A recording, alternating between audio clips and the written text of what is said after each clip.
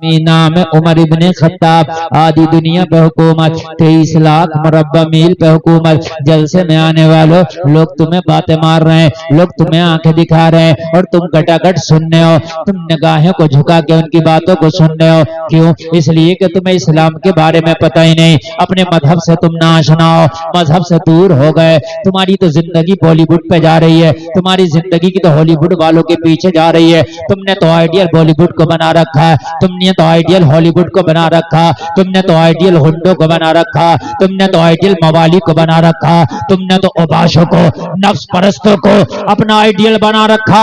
काश तुम अपना आइडियल अगर मदीने के मुस्तफा को बनाते, अपना आइडियल सिद्दीक अकबर को बनाते, अगर तुम अपना आइडियल खत्ताब के बेटे उमर को बनाते, अपना आइडियल अबू तालिब के बेटे अली को बनाते, अगर उस्मान गनी को बनाते, तो खुदा की कसम पूरी दुनिया तुझे गद्दार ना कहती, पूरी दुनिया तेरे ऊपर जबान ना निकालती, पूरी दुनिया तेरे ऊपर जबान दराजी ना करती, अगर तेरे मजहब को दुनिया एक्सेप्ट ना भी करती, मगर ये जरूर कहती पूरी दुनिया का अगर सबसे पाक कोई मजहब है तो वो मजहब इस्लाम है। नारे तकबीर, नारे रिसालत, मसलके आला हजरत, मसलके आला हजरत, बस्ती बस्ती करिया करिया, बस्ती बस्ती करिया करिया, नारे तकबीर, नारे रिसालत। देखो आधे लोग भी नहीं बचे, धीरे धीरे सब जा रहे हैं और हमारा कोई नुकसान नहीं है। आप जाते रहो थोड़ी देर और हमें सुनाना, हम सुनाई दे, वरना रास्ता तक भरा हुआ था। कमेटी वाले बोले जल्दी चलो जल्दी, लोग सोच रहे हैं आप आए नहीं है। मैंने कहा मेरी गाड़ी निकल के आई है, इसमें से सबको पता। बोले नहीं सबने नहीं देखा है, जल्दी चलो सबने नहीं देखा। स्टेज पे ऐसे लेकर आ रहे हैं हम जैसे कि हम आते ही जो है हमें बिल्कुल बोलना शुरू करा देंगे। कभी कभी बड़ी गुस्सा लगती है। मेरा गौर करें आप, मैं आम की नहीं, आम आदमी की बात नहीं बता रहा हूं, अपने खास आदमी की, और इतने खास की कि जिसकी हुकूमत आधी दुनिया पे है, दिल्ली पे नहीं, उसकी खाली दिल्ली में थी है? और दिल्ली में भी पूर्ण राज्य नहीं है, वो केंद्र सरकार के अधीन आता है। मैं उसकी बात बता रहा हूं जो 23 लाख मुरब्बा मील पे पूर्ण हुकूमत करके आ रहा है। नाम उमर इब्ने खत्ताब। सुभान अल्लाह। नमाज पढ़ने गए मस्जिद में, दुश्मन छिपा हुआ था सफ में। आपने जब अल्लाहु अकबर कह के नमाज पढ़ना शुरू की, जालिम ने आपको खंजर मार दिया। किसी की ताकत ना थी कि उमर पे सामने से वार करता, किसी की ताकत न थी कि उमर पे सामने से हमला कर देता। छिप के हमला किया, वार किया। हजरत उमर के खंजर लगा और इतना गहरा खंजर लगा, हजरत उमर की खंजर अंदर मेदे तक में घुसकर जख्म कर दिया। मेदा जो है इसका में खून बहने लगा। उमर को खंजर लगाए, कोहराम मच गया पूरे मदीने में। हजरत उमर को लिटाया गया, हकीम को बुलाया, हकीम ने जख्म का जायजा लिया। बहुत गहरा जख्म था, हाथ की उंगलियां उसके अंदर चली जाती, खून बहुत तेजी से बह रहा था। हकीम ने हजरत उमर को दवा पिलाई, जख्म के रास्ते से दवा बाहर निकल, मुंह से पिया लेकिन जख्म से बाहर निकल गया, मैदा भी जख्मी हो गया था। हकीम ने जब ये हालात देखे, भांप लिया कि मामला बहुत नाजुक है, कंडीशन बहुत सीरियस है। निगाहें झुका के, हाथ बांध के हजरत उमर की बारगाह में कहने लगा, हुजूर मैं शर्मिंदा हूं, कुछ नहीं कर सकता, आपके पास वक्त ज्यादा नहीं है। हजरत उमर इब्ने खत्ताब से कह दिया, हुजूर आपके पास वक्त ज्यादा नहीं है, आखिरी सांस है, अगर कुछ कहना है तो कह दे। जलसे में आने वालों जरा गौर करो, आधी दुनिया का हाकिम حکیم نے جواب دے دیا سانسیں بہت کم ہے حضور میں کچھ نہیں کر سکتا، دوا جو پلایا تھا وہ زخم کے راستے سے باہر نکل چکی ہے۔ حضرت عمر ابن خطاب فون بولے میرے بیٹے کو بلاؤ۔ حضرت عمر کے بیٹے کو بلایا گیا۔ حضرت عمر نے اپنے بیٹے سے فرمایا بیٹا عبداللہ، حکیم نے جواب دے دیا ہے، میری روح قفص العنصری سے پرواز کرنے والی ہے اور مجھے بھی لگتا ہے کہ میرے پاس زیادہ ٹائم نہیں ہے، دائرہ حیات تنگ ہوتا چلا جا رہا ہے، سانسیں تنگ ہوتی چلی جا رہی ہے، وقت سمٹتا چلا جا رہا ہے، خون بہت زیادہ بہ گیا ہے، کمزوری بہت زیادہ ہے، نقاہت بہت زیادہ ہے۔ اے میرے بیٹے میری چند باتیں ہیں، جلدی جلدی سن لے، جلسے میں آنے والوں ذرا غور کرنا اور دنیا والوں کی آنکھوں میں آنکھیں ڈال کے ذرا اپنے خاص کی بات بتا دینا، کہنا میرا کوئی عام نہیں ہے بلکہ یہ مذہب اسلام کا خاص ہیرا ہے کہ جس کی بات میں تجھے بتا رہا ہوں۔ جلسے میں آنے والوں ذرا غور کرو۔ حضرت عمر کا بیٹا قریب آ گیا، سارے صحابہ گواہ ہے۔ حضرت عمر فرماتے بیٹا تیرے باپ عمر پہ 80 دینار کا قرضہ ہے۔ کیا ہے؟ آدھی دنیا کا حاکم جا رہا ہمارا، اور کتنا قرضہ لے کے جا رہا ہے؟ زور سے کہہ دو 80 دینار، اور زور سے کہہ دو ذرا یار، 80 دینار کا قرضہ۔ کون؟ جو 23 لاکھ مربع میل پہ حکومت کر کے جا رہا ہے۔ یہاں بڑے بڑے والوں والا جو بیٹا کہاں گیا؟ چلا گیا۔ 80 دینار کا قرضہ، ذرا غور کریں آپ، 80 دینار کا ہے کوئی؟ پوری دنیا میں اس کی مثال تو لائے ہمارے سامنے۔ آدھی دنیا پہ حکومت اور 80 دینار کا قرضہ ہے کوئی پوری دنیا میں؟ اگر ہو تو لاؤ مثال میرے سامنے۔ کسی راجہ مہاراجہ، کسی بادشاہ، کسی منتری، کسی ایم ایل اے، کسی ایم پی کی اگر ہو مثال تو لاؤ لاؤ لاؤ، ہو ہی نہیں سکتی خدا کی قسم۔ 80 دینار، اور وہ قرضہ بھی تھا تو یہ نہیں کہا کہ میں اس قرضے کو ایسے ہی چھوڑ کے جا رہا ہوں، کہا بیٹے اس قرضے کو چھوڑنا، میں اس قرضے کو اتارنا۔ کہا بابا کہاں سے اتاروں، آپ چھوڑ کے تو کچھ جا نہیں رہے۔ بیٹے نے کہا کچھ ہے تو ہے نہیں، آپ کی پراپرٹی میں تو کچھ ہے نہیں، کچھ ملکیت تو ہے نہیں، کہاں سے اتاروں گا یہ قرضہ؟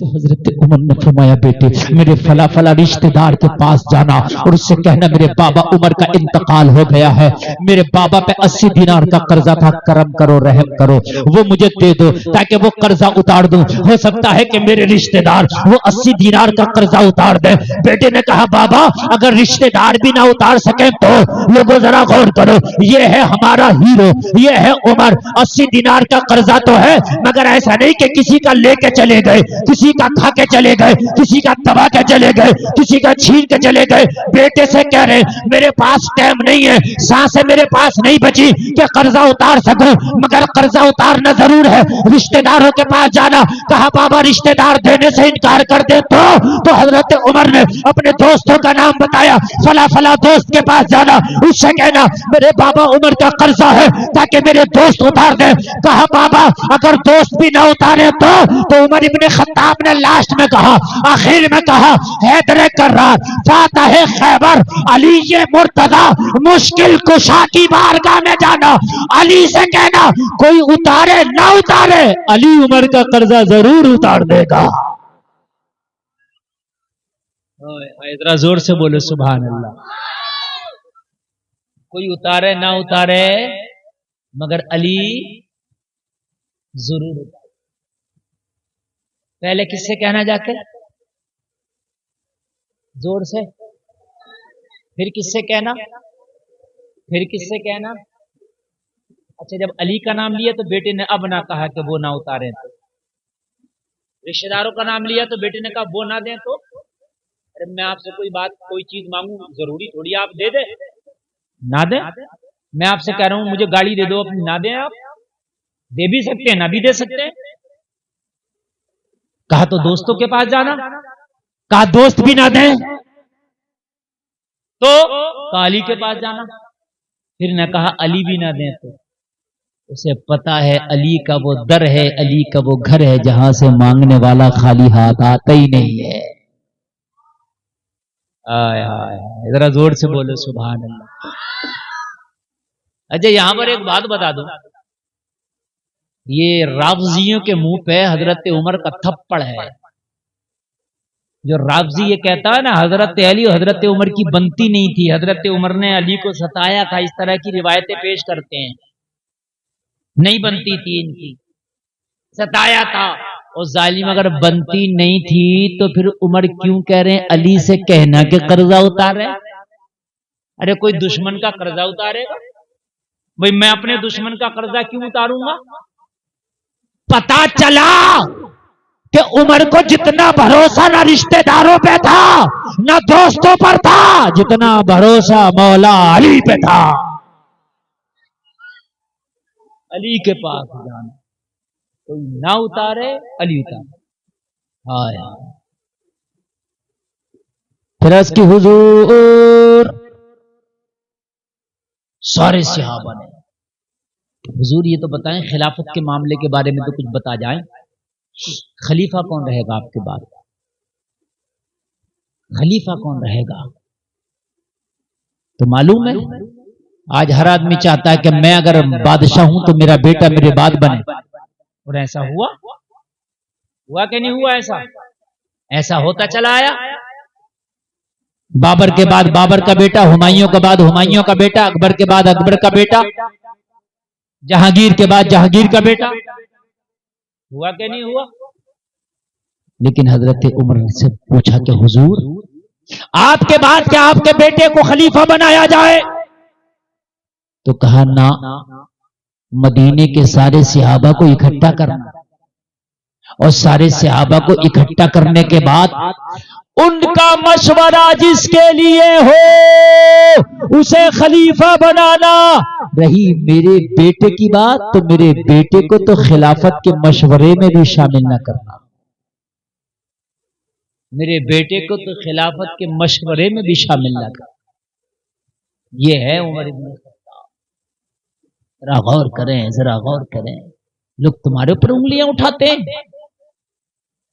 لوگ تمہارے مذہب پہ انگلیاں اٹھا رہے ہیں۔ سیکھو اپنے مذہب کو، پڑھو اپنے مذہب کو، جانو اپنے مذہب کو، تاکہ پتا چلے تمہارے مذہب میں ہے کیا۔ کہا اچھا حضور، کہا سارے لوگ مشورہ کرنا، میٹنگ کرنا، سارے صحابہ جس کے لیے ایگری ہو جائیں، جس کے لیے راضی ہو جائیں، اسی کو خلافت کی کرسی دے دینا۔ میری اولاد کو تو مشورے میں بھی شامل نہ کرنا، بڑا مشکل کام ہے خلافت کا، یہ حضرت عمر نے فرمایا۔ پھر اب آخری سانسیں ہیں، اے بیٹے خاموش، آخری سانسیں۔ حضرت عمر ابن خطاب نے اب اپنے بیٹے سے کہا بیٹے میرے دو کام اور جلدی جلدی کر۔ ہائے ہائے، کہا کیا؟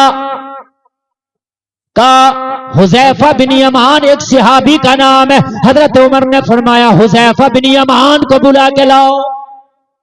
اسی وقت سانسیں چل رہی ہیں، ابھی کہہ رہے ہیں حذیفہ کو لاؤ بلاؤ۔ حضرت حذیفہ معلوم ہے کون ہے؟ نبی کے رازدار صحابی، نبی کا راز سب سے زیادہ حذیفہ کو معلوم ہوا کرتا تھا۔ نبی کے رازدار صحابی کا نام حذیفہ بن یمان ہے۔ حذیفہ بن یمان مصطفیٰ کے رازدار صحابی ہیں۔ حضرت عمر کی بارگاہ میں حذیفہ بن یمان کو جب بلا کر کے لایا گیا تو حضرت عمر نے ہاتھ پکڑ لیا، اور ہاتھ پکڑ کے عمر کے ہاتھ میں، عمر کی آنکھ میں آنسو ہے، حضرت عمر کے ہاتھ میں حذیفہ بن یمان کا دامن ہے۔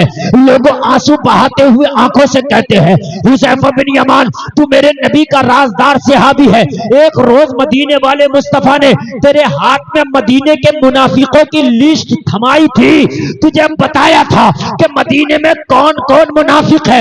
کہا ہاں عمر، میرے ہاتھ میں ایک روز مدینے کے مصطفیٰ نے مدینے کے منافقوں کی لسٹ دی تھی، تو کہا تجھے تیرے رب کی قسم ہے پتا اس لسٹ میں عمر کا نام تو نہیں ہے۔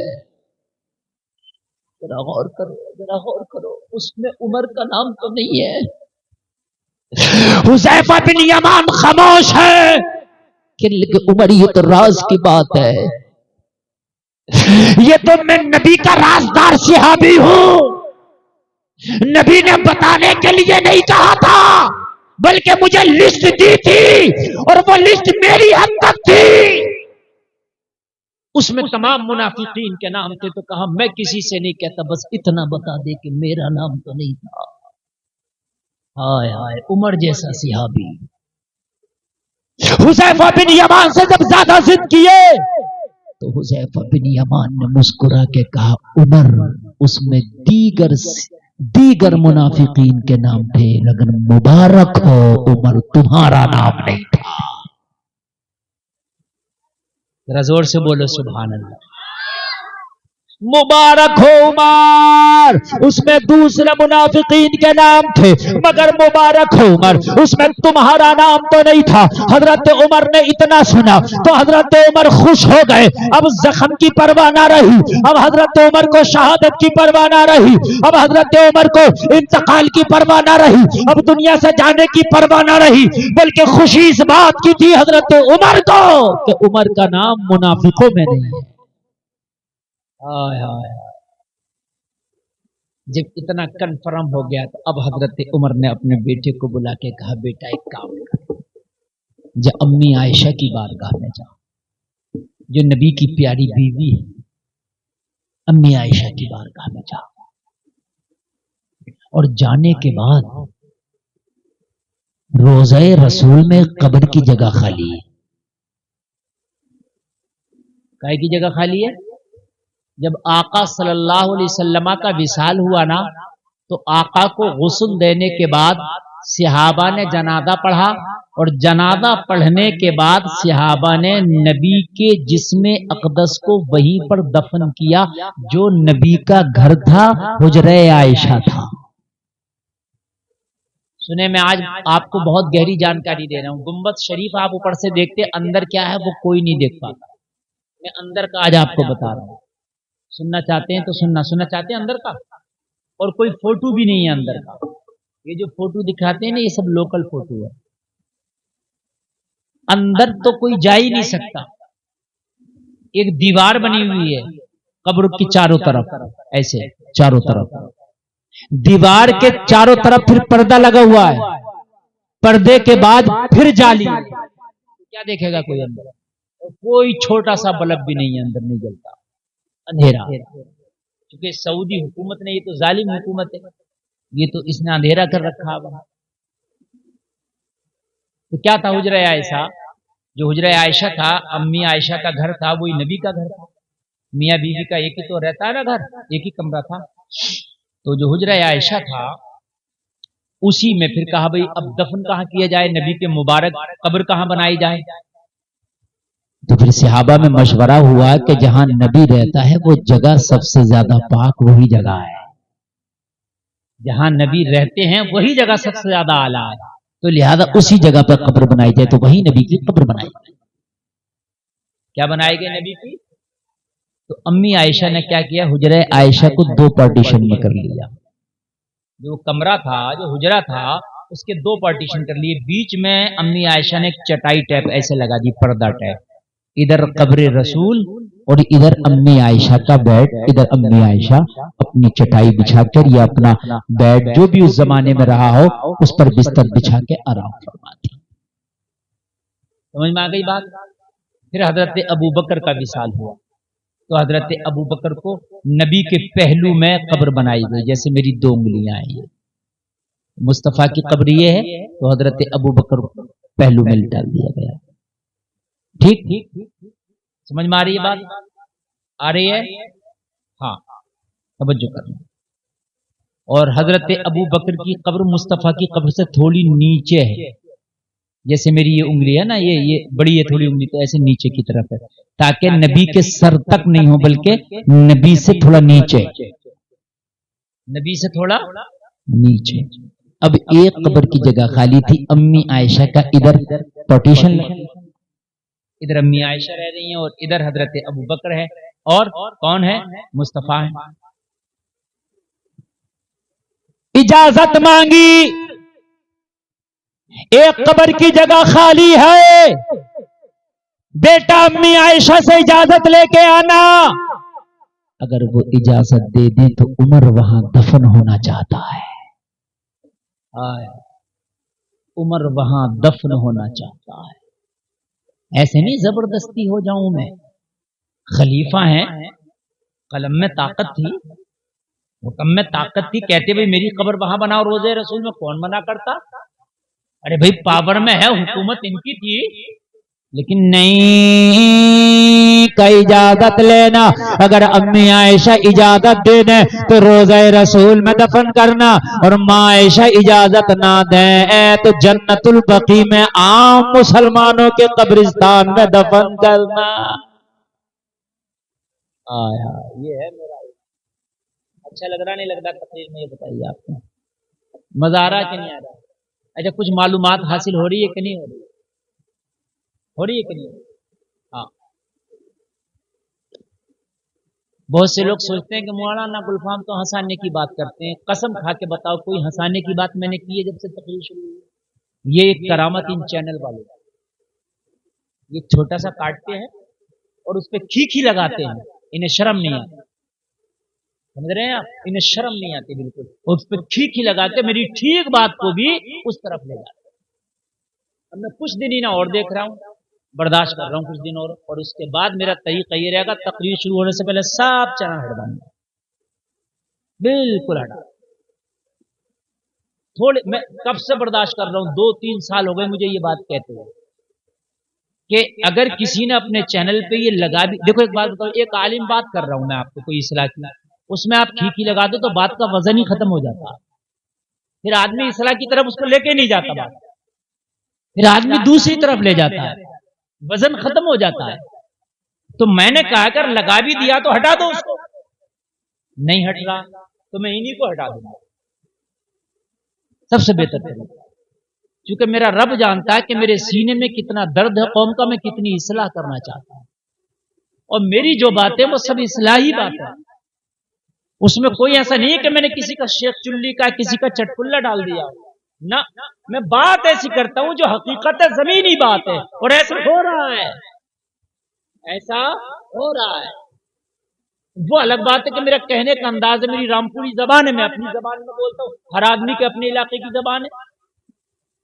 हमारे यहाँ की जबान थोड़ी खड़ी है, आप जानते हैं रामपुरी जबान, कहाँ जा रहा, कहाँ क्या खा रहा, क्या कर रहा है, इस तरह की जबान है, तो मैं अपनी जबान में बोल देता हूं। बहरहाल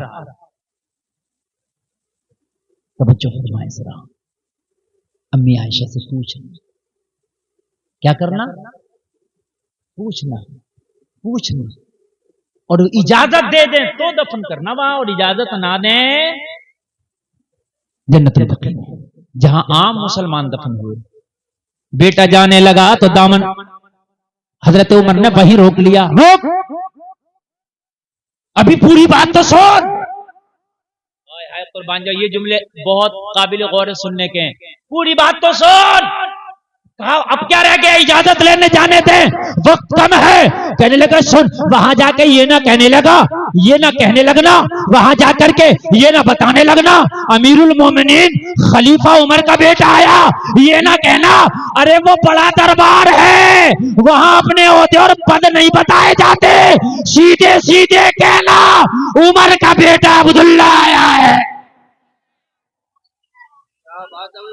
वहां पद ना बताने लगना, वहां पद ना बताने लगना, वहां मेरा ओहदा ना बताना, वो बड़ी बारगाह है, वो बड़ी बारगाह है। वहां पर सीधे सीधे जाके कहना उमर का बेटा अब्दुल्ला आया। बस सुने आप थोड़ी सी, देखिए बड़ी हिम्मत का काम है, मैं अकेला तकरीर कर रहा हूँ, बाकी तो सभी ही लगभग विदा हो जाए, तो ये बड़ी हिम्मत का काम है, समझ रहे हैं आप? ये बहुत हिम्मत का काम होता है, ऐसे वक्त में तकरीर कर लेना। एक तो आखिरी वक्त दिया, फिर वो सब लोगों माशाल्लाह चले गए कि जिन लोगों ने मलाई मलाई, हाँ रामपुर वाले बैठे हैं माशाल्लाह, अब ये बेचारे यूं बैठ रहे हैं कि रामपुर वाले का होने का हक अदा करें माशाल्लाह, ये भी रामपुर से। तो तकरीर बात पूरी कर लूँ, अगर आप कहें तो खत्म कर लूँ, है तकरीबन 2 घंटा हो गई तकरीर, 1 घंटा बैठे बैठे और 1 घंटा बोलते बोलते, है कि नहीं भाई? हाँ, तो इसलिए 2 घंटे हो गए। तो थोड़ी सी बात पूरी कर ले और उसके बाद इंशाअल्लाह सलातो सलाम। तवज्जो फरमाए, तवज्जो फरमाए। कहा जा करके वहां औहदे और पद ना बताने लगना, सीधे सीधे कहना उमर का बेटा अब्दुल्ला आया। और लहजे में नरमी हो, क्योंकि बाप के जख्म लगा है। हकीम ने जवाब दे दिया, कहीं ऐसा ना हो कि इस गम में उस बारगाह का अदब भूल जाए, क्योंकि आदमी ज्यादा गम में ज्यादा खुशी में कुछ भूल जाता है। ऐसा ना हो, लहजे में नरमी हो। वो माँ आयशा का दरबार है, वो माँ आयशा का हुजरा है, मुस्तफा जाने रहमत वहां तशरीफ फरमा है। और सुन, आवाज भी देना तो धीरे धीरे। कुरान ने मना किया है कि अपनी आवाजों को ऊंची ना करो नबी की आवाज पर। वहां नबी तशरीफ फरमा है, आवाज तेरी कहीं ऐसा ना हो बेढंगी हो जाए, प्यार से धीरे धीरे बोलना। हाय हाय क्या अदब सिखा रहा मेरा उमर, और किस वक्त जब जख्म लगा हुआ। कुर्बान जाए यार, क्या अदब सिखाया जा रहा है कि जब जख्म लगा है, लोगों को अपनों की जो है खबर नहीं रहती है, अपने आप की खबर नहीं रहती है, मगर मेरे उमर पर कुर्बान जाओ। वो जलसे में आने वालों, कैसा पाक मजहब है, कैसी पाक सोच है, कैसी पाकीज़गी है इस्लाम के अंदर। जलसे में आने वालों, उमर का बेटा दौड़ा दौड़ा गया और जाने के बाद अम्मी आयशा के हुजरे के दरवाजे पे खड़ा हुआ, और खड़ा होने के बाद बड़े प्यार से अदब वाली आवाज में पुकारता है, ओ माँ आयशा, मैं कुछ पूछने के लिए आया था, अगर आपकी इजाजत हो तो सवाल किया जाए। माँ आयशा की तरफ से जवाब मिला, पूछ उमर के बेटे क्या पूछना चाहता है। कहा बाप को खंजर लगा है, बाप की आखिरी सांसें है। हकीम ने जवाब दे दिया है, दायरे हयात उमर का तंग से तंग होता चला जा रहा है, टाइम बहुत कम है। उमर चाहता है अगर आपकी इजाजत हो तो जो रोज़े रसूल में एक कब्र की जगह है, वहां बाबा उमर दफन होना चाहते हैं। आपका क्या मशवरा है, आपका क्या हुक्म है। जलसे में आने वालों, अम्मी आयशा फरमाती है, ओ उमर के बेटे अब्दुल्ला, ये जगह तो आयशा ने अपने लिए रखी थी, ये जगह तो आयशा ने अपनी कब्र के लिए रखी थी, मगर मांगने वाला उमर है। अगर कोई और होता तो मना भी कर दिया जाता, मगर उमर ऐसा जलीलुल कद्र सहाबी है, अगर उमर ने कहा है तो आयशा ये जगह उमर के लिए अलाट करती है।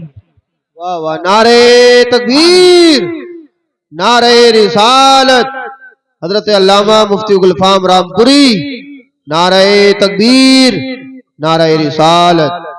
अगर उमर है मांगने वाला, कोई और होता तो मैं मना कर देती, कोई और होता तो मैं हरगिज हरगिज ये जगह ना देती। मैंने अपने लिए इस जगह को मुंतखब किया था, ये जगह मैंने अपने लिए रखी थी, मगर मांगने वाला उमर है, मांगने वाला जलीलुल कद्र सहाबी है, मांगने वाला वो है कि जिसका कलमा पढ़ने के बाद इस्लाम में बहारें आ गई, मांगने वाला वो है कि जिसने कलमा पढ़ा तो इस्लाम घाटियों से निकल के मैदानों में आ गया, मांगने वाला वो है कि जिसने कलमा पढ़ा तो मक्का के काफिरों के सीनों पे हैबतदारी हो गई थी।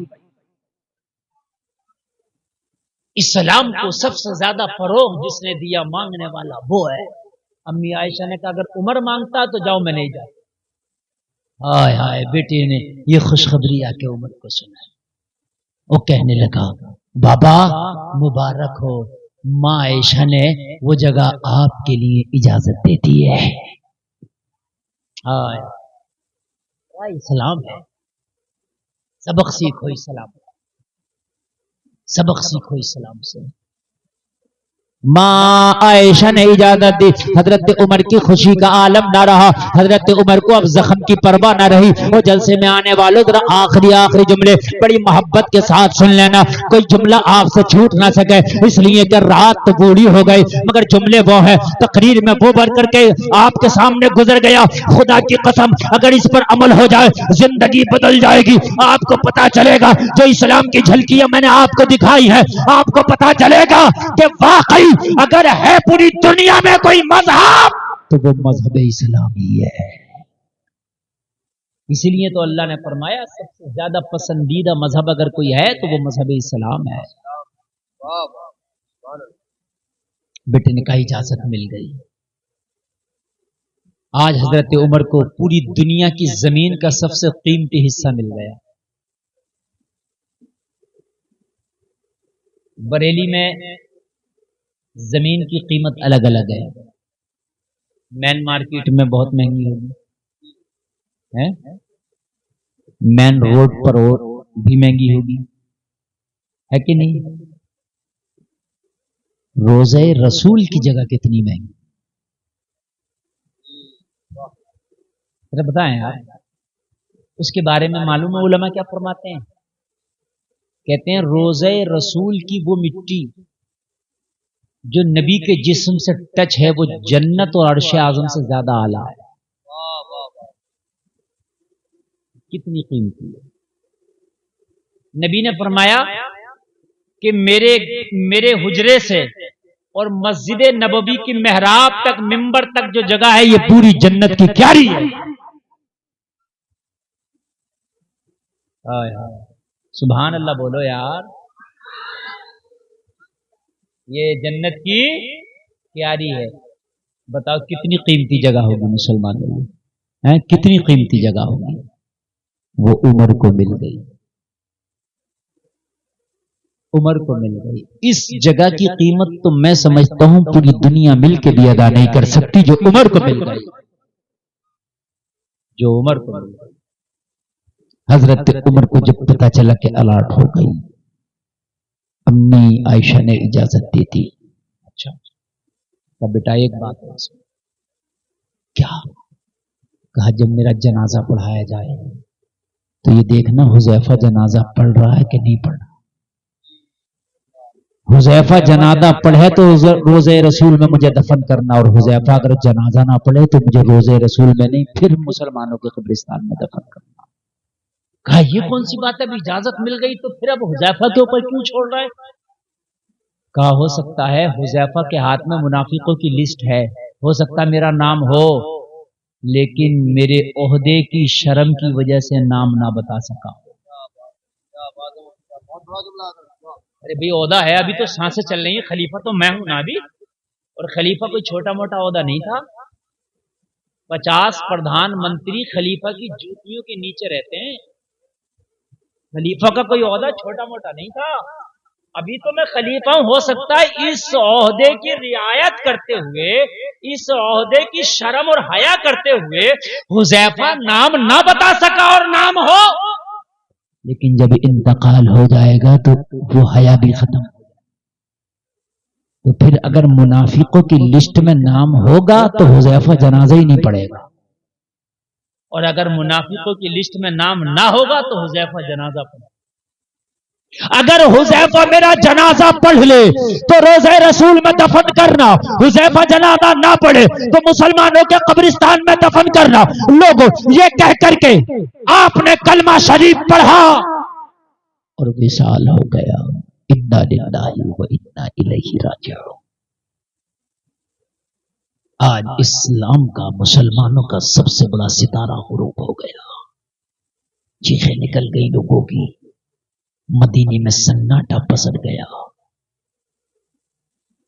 ایسا لگتا تھا حضرت عمر کا وصال ہوا, ایسا لگتا تھا کہ پورے مدینہ کے لوگوں کو موت آ گئی ہو, کیونکہ اسلام کا وہ مرد مجاہد آج آخری سانس لیا تھا کہ جس کے نام سے مخالفین اور کافروں کے رونگٹے کانپتے تھے, جن کو راتوں کو نیندیں نہیں آتی تھی عمر کا نام سن کے. حضرت عمر کا جنازہ تیار کیا گیا, نماز جنازہ پڑھائی گئی. جب نماز جنازہ کا وقت آیا, عمر کے بیٹے نے جنازہ پڑھنے والوں کو دیکھا. کیا دیکھا؟ حذیفہ پہلی صف میں کھڑے ہو کے عمر کا جنازہ پڑھ رہا ہے. سبحان اللہ, مبارک ہو. بس پورا سگنل مل گیا. حضرت عمر کے جنازے کو اٹھایا اور روزہ رسول پہ جا کر پھر رکھ دیا. ادب پھر رکھ دیا اور رکھ کے پھر اجازت لی. عمر آ گیا. امی عائشہ عمر آ گیا. اب بتائیں دفن کر دیں؟ امی عائشہ نے اپنی چادر میں اپنے آپ کو سمیٹا اور چادر میں اپنے آپ کو سمیٹ کے اپنے حجرے سے باہر نکلتی جا رہی تھی اور کہتی جا رہی تھی عمر مبارک ہو، نبی کا پڑوس عمر تمہیں مبارک ہو۔ ہائے ہائے، عمر مبارک ہو، نبی کا پڑوس تمہیں مبارک ہو، عمر مبارک ہو، نبی کا پہلو تمہیں مبارک ہو۔ تیسری قبر پھر حضرت عمر کی بنا اور وہ تھوڑی اور نیچے، سمجھ میں بات آ رہی ہے؟ اس طریقے سے 3 قبریں ہیں، پہلے میرے آقا کی ہے، پھر حضرت ابو بکر کی ہے، پھر حضرت عمر کی۔ یہ 3 قبریں کچی ہیں، تینوں کیا ہیں؟ کچی ہیں، پیلی پیلی سی مٹی ہے ان قبروں کی، پیلی پیلی سی پلوئیں پلوئیں رنگ کی مٹی ہے، اور تینوں کی تینوں قبریں کچی ہیں۔ لوگوں، ایمان والے اللہ نے فرمایا کامیاب ہوئے، تحقیق ایمان والے ہی کامیاب ہوئے۔ اگر چاہتے ہو کہ کامیابی ملے دنیا میں اور مرنے کے بعد تو ایمان پکا کر لو، ورنہ دنیا آنکھیں نکالے گی، اور خدا کی قسم اگر تیرا ایمان پکا ہو گیا تو دنیا کی طاقت نہیں تیرے سامنے آنکھ نکالے۔ اسلام کو پڑھنے کی کوشش کرو، علماء سے قریب ہو کے اسلام سیکھنے کی کوشش کرو، کہنے میں خطا ہوئی ہو توبہ کرتا ہوں، مولا معاف فرمائے۔ کلمہ شریف پڑھیں، لا الہ الا اللہ محمد